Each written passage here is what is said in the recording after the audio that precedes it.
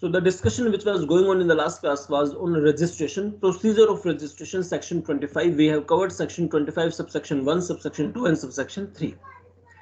Where the points raised was, where the points discussed or mentioned were that I should apply in each state from where I am making this supply, taxable supply.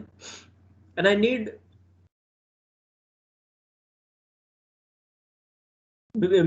I don't need, basically the point is that there is a state-wise registration and not centralized registration. This was the another point. And even if my turnover does not exceed the limit, still I can voluntarily apply for a registration. These three were the issues which I have discussed. That single registration in a state. This was section 25, subsection 2. But if I want separate registration, if I have multiple places of business and if I want separate registration, then also there is no problem. I can obtain multiple registration also within the same state, but there are some conditions to be satisfied then, which were mentioned in rule 11 in detail. I have discussed these with you. 25.1, 25.2, 25.3. Let me now discuss 25 subsection 4, subsection 5, subsection 6. Subsection 6A, 6B, 6C, 6D and subsection 7. Let me show you the act and then I will start simplifying the provisions, and I would also like to ask one provision from you so that you can also simplify, so that I can know, or you can also know yourself whether you have learned the habit or whether you are in this habit of reading the act or not. I will also show you one provision and let me see whether you also can interpret the provision correctly or not. So let me share with you the CGST Act.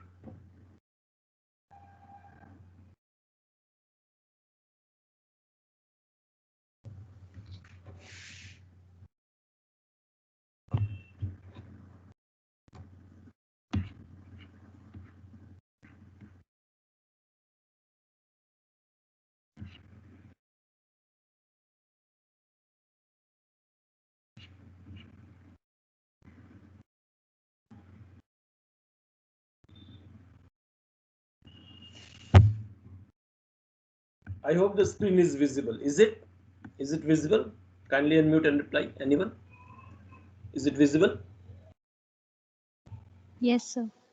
Okay, now let me read for you section 25, subsection 4. A person who has obtained or is required to obtain more than one registration. Now that it means it is 25.4 is applicable only to those who have obtained more than one registration, whether in one state or UT or more than one state or UT. Now it does not matter whether these two registrations or more than two registrations are within the same state or UT or are in different states or UT, shall in respect of each such registration, then for each registration I will be called as distinct persons. So this is a new term or new two words, you can say distinct persons. Now what is the relevance of this distinct person, that we will see in section 7 when I will discuss with you the meaning of supply. I have been discussing with you supply, but in reality, do you know what is supply? It is not so simple as it looks.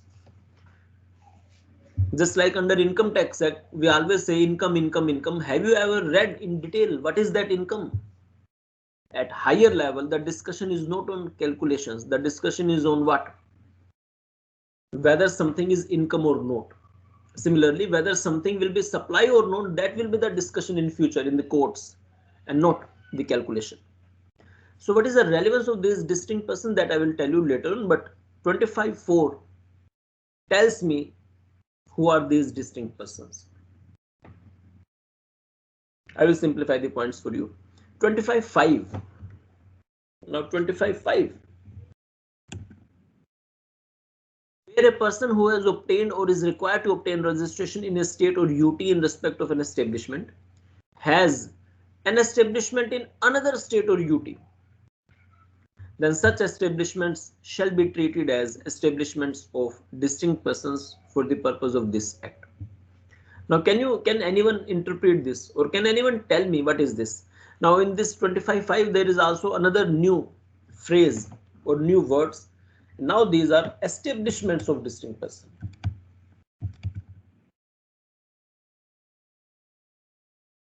Establishments of distinct person.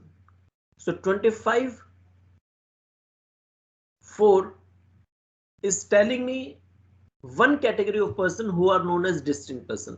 I do not know, there may be other category of distinct persons also, but 25.4 is not saying that these are only distinct person. It is explaining to me one category of persons who are distinct person. I do not know whether others are also distinct or not. Similarly, in 25.5, it tells me one category of establishments which are treated as establishments of distinct person. There can be other establishments also which can be treated as establishments of distinct person. But for the timing, 25.4 and 25.5 are giving me at least one examples each for distinct persons and establishments of distinct person. Now, can anyone unmute and tell me in a simple language what is 25.5?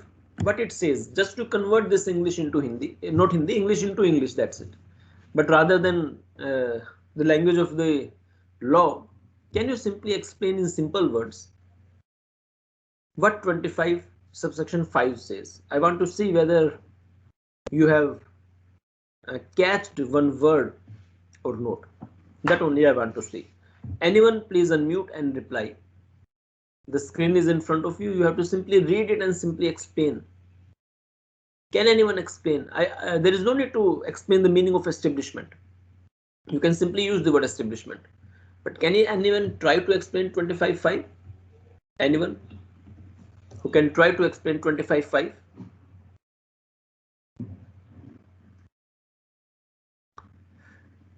Anyone please unmute and reply. I want to see whether you can simplify these 4 lines or not. If you cannot simplify these 4 lines, then I do not know what you can simplify. If you think that these law or acts are difficult, then I must suggest you that you should read Indian Constitution. Try to read that language. You will find that much more difficult than these acts. If you are thinking that these are difficult, then you must have a look at least Indian Constitution. I have the Indian Constitution. In case you are interested in reading, then I can share the link also or upload that file also. Anyhow, 25.5. Anyone who can try to simplify? Pooja Sharma, can you try to simplify 25.5? Pooja, can you try to simplify? In case no, then there is no problem. You should tell me. In case it is uncomfortable for you to explain, then there is no problem. You can please tell me that no. Sir, I joined just now. Your voice is not clear. Can you speak what you have said again? I said I joined just now. Sir. Okay, no issue, no issue. Prachi, can you try to simply simplify 25.5? So, like if a person has one business, is doing business in one state, and he also does business in other state, and in one state he is required to be registered under the act, then the two business or like two branches would be treated as different persons. So maybe if they are doing business with each other, also they would be treated like supplier and recipient and not the same person. There is no need to explain so much. I was simply asking to simply simplify the provisions written in the act. So whether supply recipient, I'm not asking that example, etc. Can anyone explain? Rishabh, can you try to explain 25.5? Just reading and in simple language, that's it. No new words are required. Sir, I mean, the way I comprehend this is, if I am a person and if I have a business in a particular state or a union territory, and if I either already have the GST registration for it, or if I'm legally obligated to obtain a GST registration. And similarly, I have another business in another state or union territory, again with a GST registration or with an obligation to get a GST registration. Then under the GST Act, these two establishments will be treated as like different entities. No. Can anyone tell what mistake Rishabh did in reading these 4 lines? Can anyone tell what mistake did Rishabh do, or what mistake he committed while reading these 4 lines? Anyone who can tell? Those who have listened carefully to Rishabh. Prachi, can you tell what mistake he has committed? So I didn't get his point. So Okay, no issue. Anyone who can try to read these 4 lines in simple language, that's it. Raghav, can you try? I Mansi, yeah, Mansi, please try. Sir, I think these 4 lines, the way I had comprehended is that even though the business in both the states belong to the same person, but in the eyes of law, they will be treated as the business of distinct persons. So, No, no, so no. that's No. I was not asking you to explain this. I will explain. I am there to explain. It is my job to explain. I simply wanted to ask, or simply wanted you to be perfect, or at least, if not perfect, to be at least familiar in reading the provisions of the act. So the explanation is not required. I will explain this to you. But I wanted to see the mistake. Can anyone tell the mistake which Rishabh did? That means how Rishabh is reading this act. So that is not correct. Raghav, can you try? Rishabh tried to read it carefully, but still committed a small mistake. And these things are necessary when you interpret anything. Single word can change the interpretation. Honorable Supreme Court can give decisions on the basis of even single word. That is why you must try to read so many important judgments. I don't know whether you have read earlier Indian Constitution or not. Even if it is not required for your subject, still you must try to read one court ruling, Supreme Court ruling, the most prominent case on Indian Constitution, 1973, Keswananda Bharti case versus State of Kerala. You must try to read it, and then you will learn a lot when you start reading that judgment of the Honorable Supreme Court. Anyhow, that's a suggestion only if you want to be in legal, if you are interested in legal subjects or law. Anyhow, Raghav, can you try to tell what 25.5 says? It So is the way necessary I for me to make understand it sure that you is, all become perfect in reading the law. Anyhow, yeah, Raghav, please. so the way I understand it is that in case a person has an establishment in any union territory or state, right, and um, in the eyes of law, if he has another establishment in any other union territory or state, these are treated as distinct. These are not treated as the same. So he needs to um, get in another registration for the same. What you are saying? What you are saying last? Another registration for the same. This I have not understood. So as in like For example, I have. For these are example, I have a treated factory in Delhi. For example. Okay, Raghav. For okay, example, sir. I have a factory in Yes. Delhi. Now, with this example, can you explain? For example, you have a factory in Delhi. Then, can you explain this with the help of this example? So you have a factory in Delhi, and apart from it, let's say you have a factory in, let's say, another state. So let's say the state of Punjab. Haryana, for example, Okay. Punjab. So so these establishments will be treated as establishments by distinct entities by the law. So No, maybe no, no, these will be no, treated no. as. It is not correct. Gaurav, can you try? Can you try, Gaurav? Let me see whether So you can what read this for I me. feel is it says that if any person has two business entities in different states or and different union territories, then both the entities are required to have a separate registration under the GST No, law, and both the no, entities are no, considered no, different. no. Yugam, can you try? No, no, Gaurav, no. Yugam, can you try?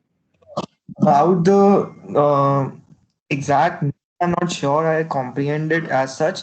However, I can point out one mistake which you had asked in earlier interpretation of this statement. So earlier, the second establishment, I mean, one establishment in a state or union territory, there is an obligation on the person to obtain registration or is registered. However, the second establishment may not have such obligation.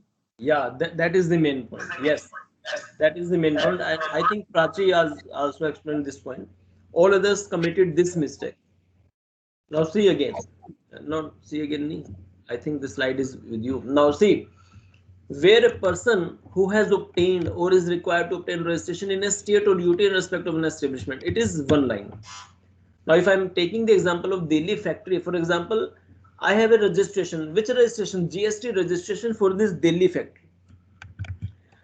I have a factory, for example, in another state or UT, say in Punjab. It does not mention whether this Punjab factory is registered or not. It is not required. Registration only in one state is required for one establishment. And if you have another establishment not in Delhi, in 25(5), it must be another state or UT. And that too, in that another state or UT, there is no condition of registration. It simply says has an establishment even if unregistered. Then such establishments, so this Delhi factory and Punjab factory, these two factories will be treated technically as establishments of distinct persons. This is the main point. Most of you were saying that both are registered. Answer is no. Act is not using the word registered in case of this establishment. I hope you are getting my point, and that is why you must be clear when you read any original thing. Read anything. It's not only law, any document on which you are the for which you are the in charge or you are the signing authority. Read every document carefully, word by word. Any one word can change the meaning of the entire document. Anyhow, please raise your hand if you got the point. I think Prachi was correct and Yugam was correct. Please raise your hand if you got this point. Very good. Now let me proceed. So I will simplify these again, but let me show you the act. So 25(4), I will simplify 25(5). At least I have simply tried to show in 25(4) one example of distinct person, in 25(5) one example of establishment of distinct person. Now, so we have these two new different phrases, distinct persons and establishment of distinct person. These we will use in another topic, supply, meaning of supply. Now 25(6) says PAN number is necessary. If you want registration, you must be having PAN number. And that is why government has linked indirectly income tax department with indirect tax department. So in every GSTIN number, if your parents are in business and if they have their offices or shops, you can see the GSTIN number of their shop and you can compare that with the PAN number of the father or mother who is the owner of that shop or office. It will tell you, because every person must be having PAN number to take registration. So PAN number is as it is incorporated in GSTIN number. Some state codes, PAN number, check some character, etc., etc. So you can check. So why? Because of 25(6), it mandates or it is the obligation that you must be having PAN number if you want to have GSTIN number. GSTIN, Goods and Services Tax Identification Number. It is your registration number. Anyhow, PAN number is not required in one case. It's not required in one case. Provided, this is the meaning of provided, that means exception, you don't need PAN. A person required to deduct tax under section 51 may have. So rather than PAN, in lieu of PAN, a person who is required to deduct tax at source can be having TAN, tax reduction and collection account number. That's it. I will simplify this point for you later on. Now then, 6A, subsection 6A, authentication is necessary. How do we check whether the registration number you have taken for any business is genuine or not? So you have to authenticate yourself through Aadhaar number. Now these provisions were not there in the original act, but you can see the news, there are so many frauds which are happening now.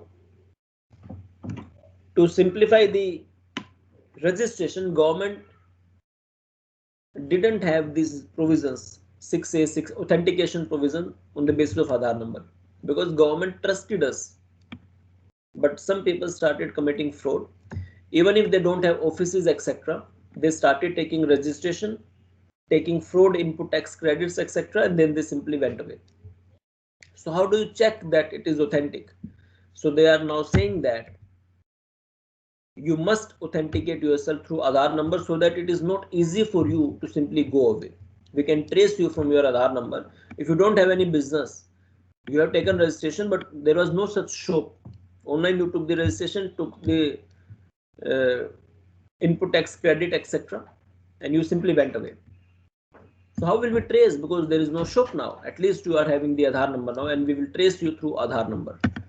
So it is because of dishonesty of some people. All honest people have to suffer. Anyhow, but this is what is happening. And if you don't have Aadhaar number, provided Act says, if you don't have Aadhaar number, then government will offer other options to verify, alternate and viable means. So I will simplify this 6A, and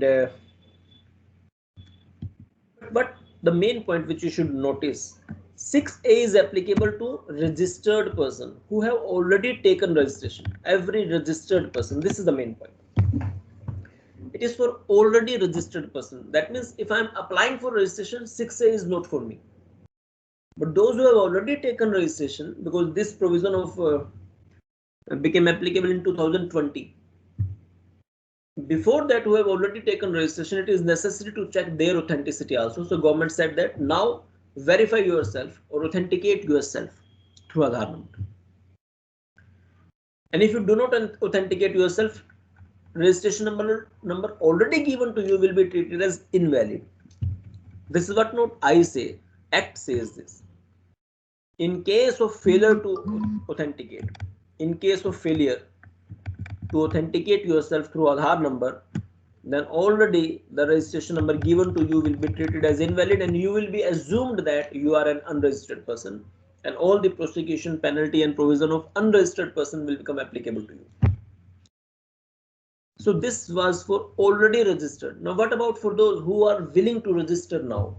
So we have separate section 25 subsection B, that those who want to register, and if you are an individual, then same provisions are mentioned. It simply says that furnish PAN.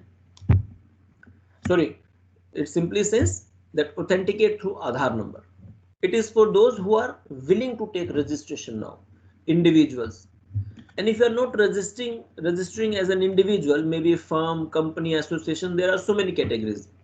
Then of course you cannot furnish your PAN number. Then you have to furnish the Aadhaar number of, I have said PAN number because I'm mixing this PAN number with the requirement of PAN at the time of application.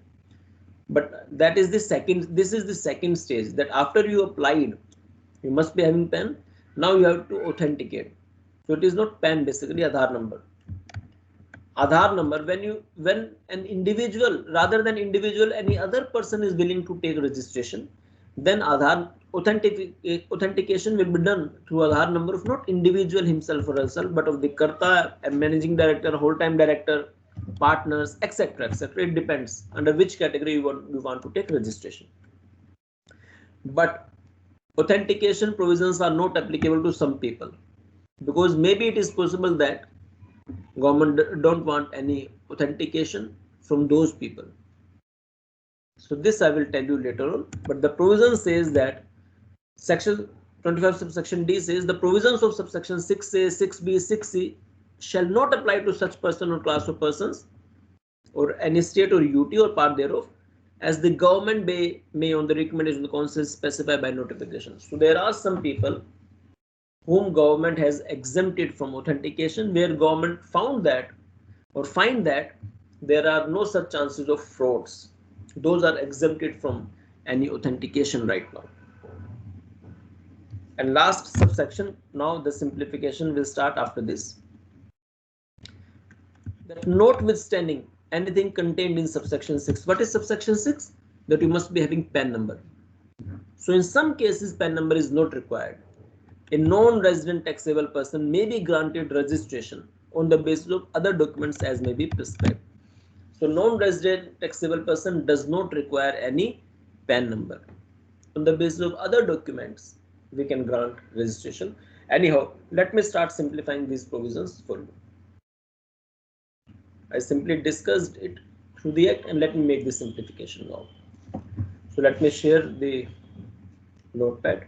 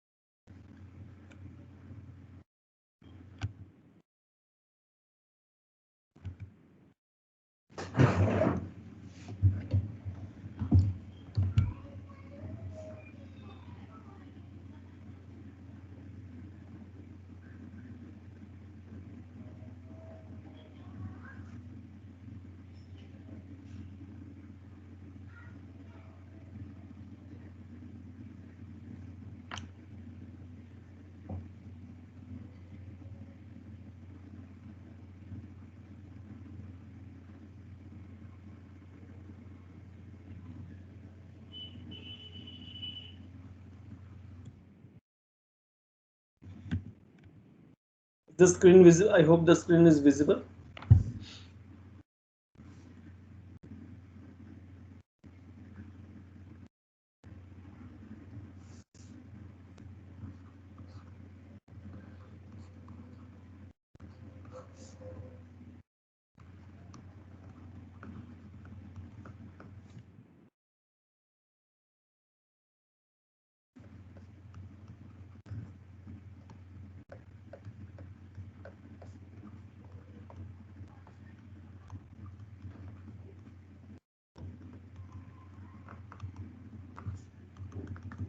So let us continue this. I have covered with you 25(1)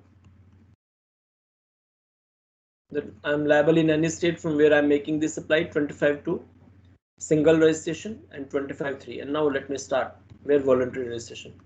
Fourth point, distinct person. This is a new point.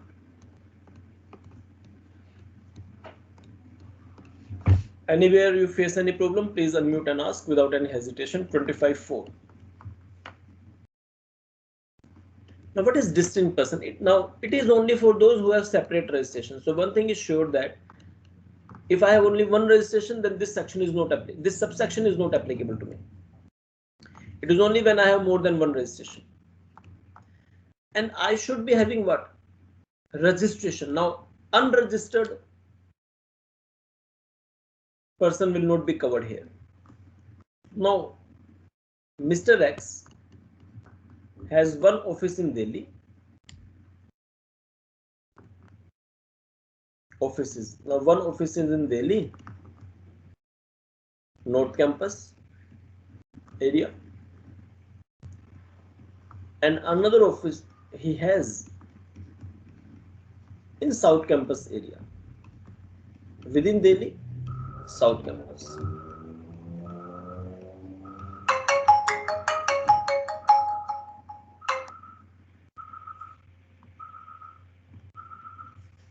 Now these two offices, North Campus office and South Campus office of Mr. X, these two are known as distinct person. That's it.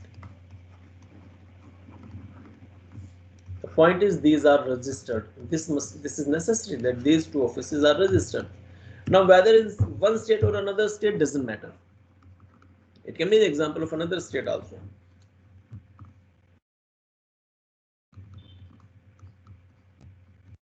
Delhi registered,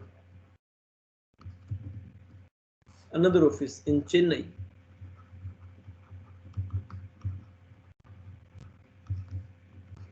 Mr. X. Then also these two are known as what? Distinct person. I hope this part is clear. Now what is the use of reading distinct to know? That we will learn when we will discuss the topic of supply. Not right now. These are relevant points. Now establishments of distinct person.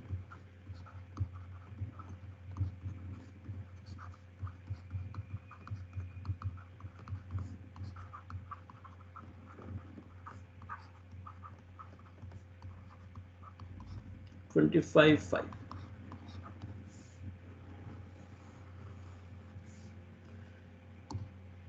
Mr. X factory, Delhi registration.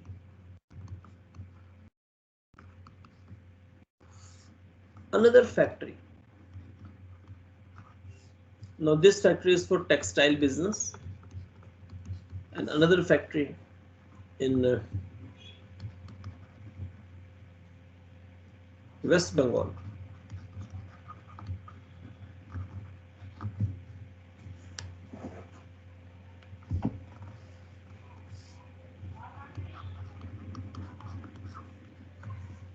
Now this factory is in alcoholic liquor.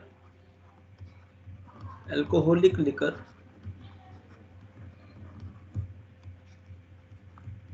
for human consumption.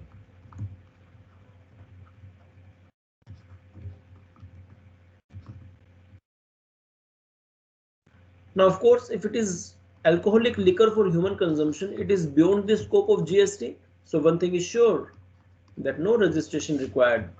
No registration required under GST. Because alcoholic liquor for human consumption is not a part of GST. Still excise, VAT and CST is applicable. No registration required under GST laws. Of course, not required. Still, these two will be treated as what? Establishments of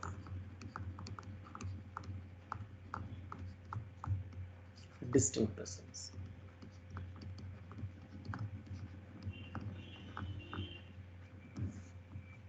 Next point.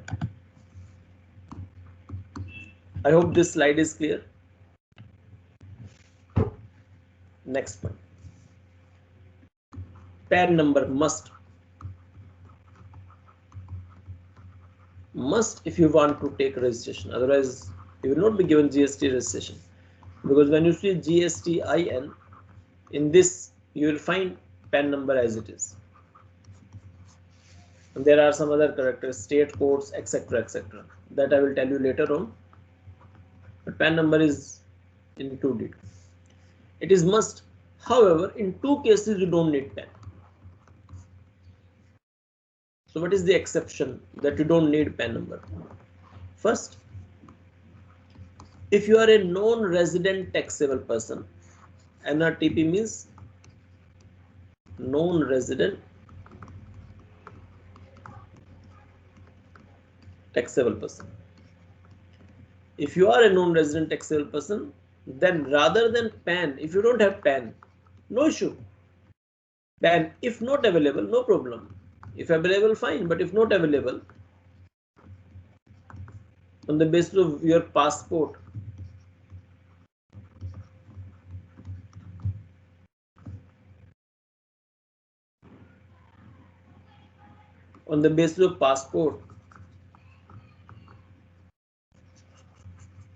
ignore this not available. If PAN is not available, if rather than pen, rather than using the word not available, I'm saying that if there is no pen, rather than pen, on the basis of passport only, I can get the registration. And similarly, for a person who is required to deduct tax at source,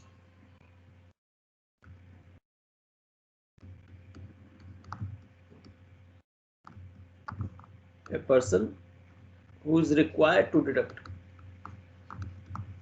tax at source under section 51 of the CGST Act. If I'm not writing the act, by default it is CGST Act. Then also PAN, if not available, I can take the registration on the basis of 10. Now I will tell you this section 51 later on. These are those sections where TDS provisions are there. These are different from Income Tax Act provision. Under Income Tax Act also there are so many cases where before making payment I have to deduct TDS, I have to deduct tax at source. In CGST Act also, before making payment to your supplier, as a recipient of goods and services, you received the goods and you have to make some payment to the supplier. So before making payment to the supplier, you have to deduct tax at source.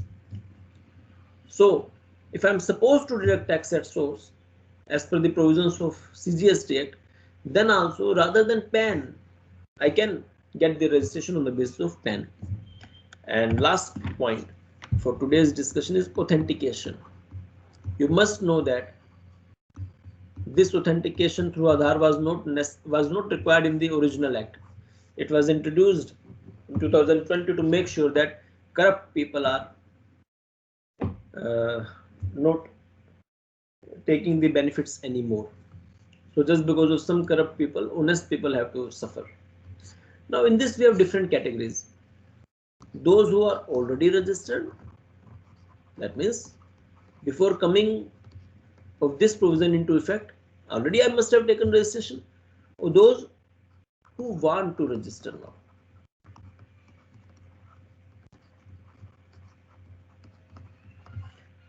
So if you are already registered, then you have to verify yourself again through Aadhaar number. So authenticate through Aadhaar. Authenticate through Aadhaar. If you don't have Aadhaar, then government will tell you other alternate means of verification or authentication. For example, internet banking, etc., etc. For example, internet banking, etc. This is only an example. So government will tell you if you don't have Aadhaar. Now, if you fail to authenticate yourself through these means,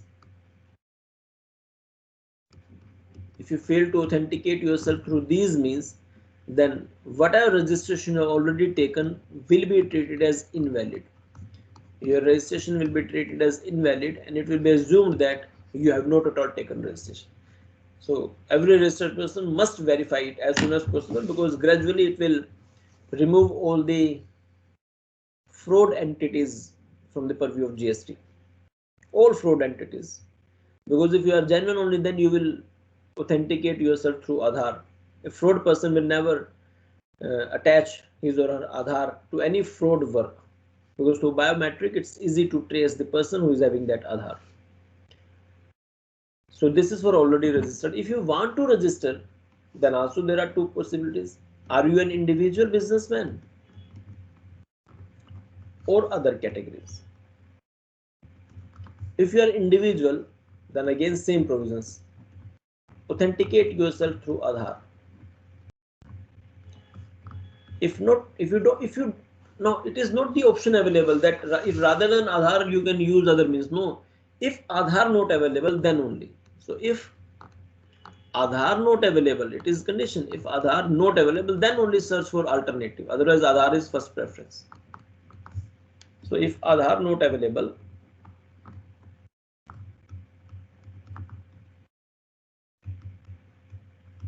then again through other means you should authenticate yourself, and that's it. And for others, now other than individual, there can be HUF, firm, company, so many categories are there. So of course at that time also, in this case also, you should authenticate through Aadhaar, but not through the Aadhaar of any one person. That must be having some authority. Through Aadhaar of what? Either Karta, applicable for Karta, partners in case of firm, so it depends. Managing director, etc., etc. So government will tell you that whose Aadhaar will be required, etc. Again, if Aadhaar not available, same thing.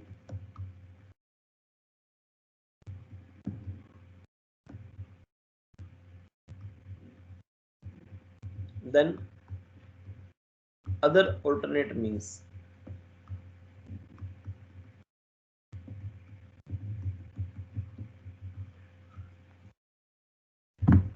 Now, then other point was